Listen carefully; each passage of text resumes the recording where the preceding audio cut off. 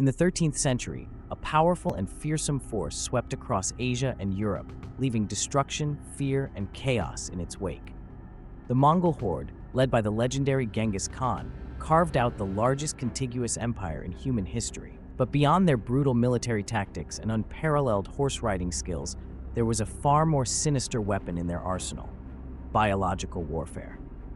In today's video, we uncover the deadliest biowarfare secrets of the Mongol Horde that changed the course of history.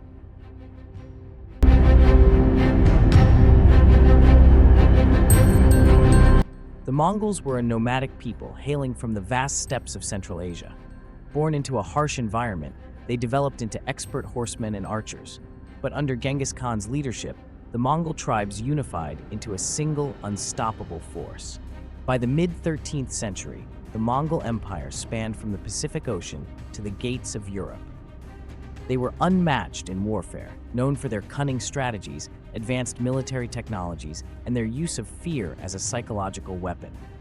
But the Mongols also wielded a more covert and terrifying tactic, one that involved unleashing deadly diseases on their enemies.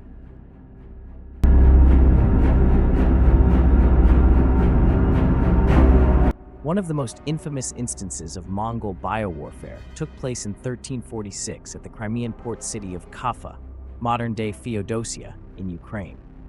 Kaffa was a bustling trading hub, and the Mongols were determined to take control of it. After months of besieging the city, the Mongol forces found themselves facing a deadly enemy, disease. A virulent plague, most likely the Black Death, swept through the Mongol ranks, killing soldiers by the thousands. But the Mongols, ever resourceful and ruthless, decided to turn this disaster into an opportunity. They catapulted the bodies of plague-infected soldiers over the city walls, hoping to infect the people inside Kaffa. The tactic worked. Soon, the plague spread like wildfire among the city's inhabitants. The combination of fear, panic, and disease led to the collapse of Kaffa's defenses, allowing the Mongols to break through.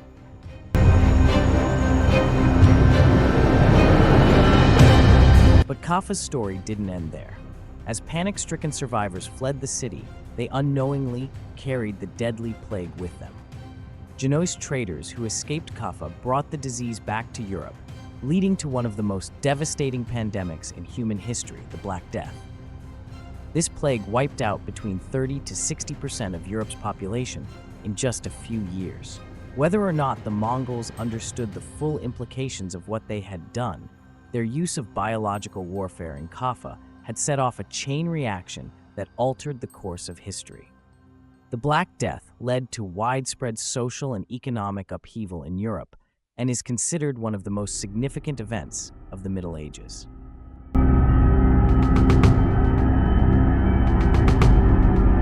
Historians still debate the extent of the Mongols' understanding of disease transmission. It's unlikely they fully grasped the microbial nature of illnesses, but their actions suggest a practical knowledge of contagion. Mongol commanders may have observed how quickly disease could decimate populations and how close contact with the sick could spread it. For them, biological warfare became another tool in their strategic arsenal. In fact, some Mongol practices hinted at a primitive form of quarantine. There are records of Mongol generals keeping their forces away from cities infected with disease, ensuring that the infection didn't spread to their troops.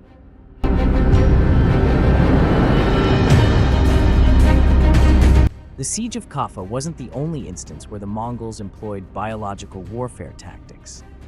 There are accounts of the Mongols using similar methods during their invasions of China, Persia, and Eastern Europe.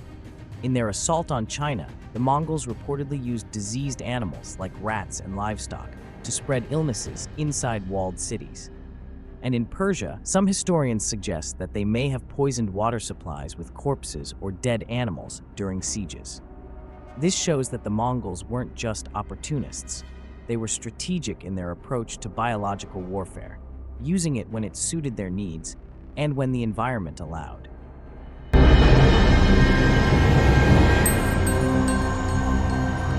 The Mongols' use of biowarfare during their conquests set a terrifying precedent. While the scale of their use was limited compared to modern biological warfare, Their actions showed future generations the devastating potential of disease as a weapon. In later centuries, during conflicts such as the American colonization and even in World War II, diseases were used as weapons by various empires and nations. However, the Mongols' tactics stand out due to their ruthless efficiency and the sheer scale of devastation they caused.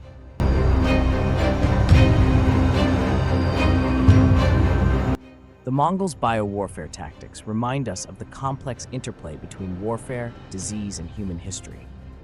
Today, with the threat of biological warfare still very real, understanding the past can help us prepare for the future.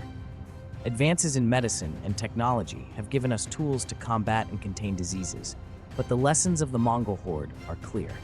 Nature's deadliest weapons can sometimes come in the form of microscopic enemies, ones that have the power to change civilizations forever.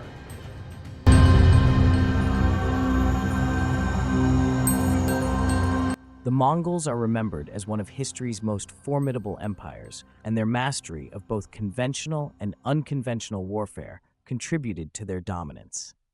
Their use of biological warfare, whether calculated or opportunistic, exposes a chilling aspect of their conquests. As we reflect on these deadly secrets, we're reminded of the delicate balance between human ambition and nature's unforgiving power. Thank you for watching Amazing World Facts.